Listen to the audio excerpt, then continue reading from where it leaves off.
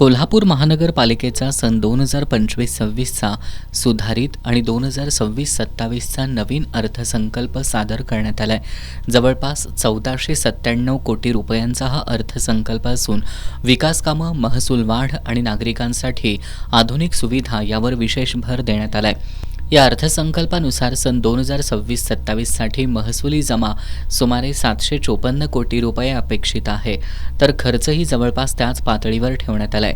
भांडवली कामांसाठी 268 कोटी रुपये तर विशेष प्रकल्पांसाठी 418 कोटी रुपयांची तरतूद करण्यात आली आहे. केंद्रीय वित्त आयोगाच्या निधीसह एकूण अर्थसंकल्पाचा आकार तब्बल 1497 कोटी रुपयांवर पोहोचलाय. या अर्थसंकल्पात प्रलंबित प्रकल्प पूर्ण करण्यावर भर, महसूल वाढवण्याचं उद्दिष्ट, ऑनलाईन सेवांचा विस्तार, स्वच्छता आणि घनकचरा व्यवस्थापन सुधारणा तसंच महिला, बालक आणि दिव्यांग कल्याण योजनांचा समावेश करण्यात आलाय. महानगरपालिकेनं केंद्र आणि राज्य शासनाच्या विविध प्रकल्पांना प्राधान्य देत हा अर्थसंकल्प तयार केलाय. नागपूर महानगरपालिकेच्या 26-27च्या अर्थसंकल्प आज स्थायी समितीपुढे सादर करण्यात आली आणि त्याच्यामध्ये आपण टोटल महसुली जमा जे 754 कोटी धरलेले आहे आणि खर्च पण तेवढंच, आणि भांडवलीच्या जे टोटल एक्सपेन्सेस आहे ते 268 आहे आणि स्पेशल प्रोजेक्ट्समध्ये आपण 418 कोटी टोटल पकडलेले आहे. त्याच्यामध्ये अमृत 2 या स्वच्छ भारत मिशन, ई बस वगैरे जे प्रकल्प येणार आहे आणि वित्त आयोगातून जो अपेक्षित असलेले रक्कम जवळपास 55 कोटी आहे, 55 कोटी 94 लाख आहे.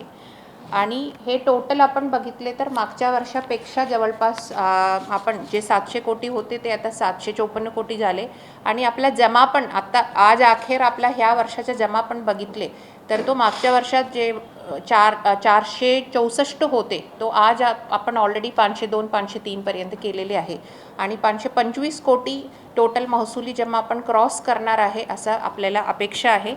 आणि मोठा जो इन्फ्रास्ट्रक्चर प्रोजेक्ट्स आपण ऑलमोस्ट पूर्णत्वात आलेले आहे ते PM ई बस सेवा जे आपला ऑलमोस्ट 80% सिव्हिल डिपो आणि HTLTचे कामं पूर्ण झालेले आहे.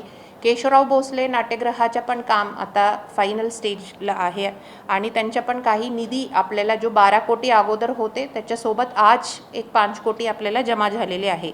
त्यांच्या पुढच्या फेजच्या पण प्रस्ताव जवळपास 29 कोटीचे आपण गव्हर्नमेंटला पाठवलेले आहे.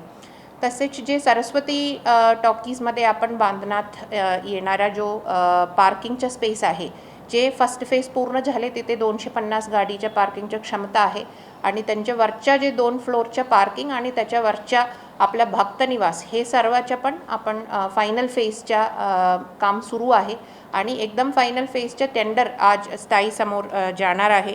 MRDPचा जो मोठा महानगरपालिकेनं सन 2026-27साठी घरफाळा करातून 110 कोटी रुपयांचं उत्पन्न मिळवण्याचं लक्ष्य ठेवलंय.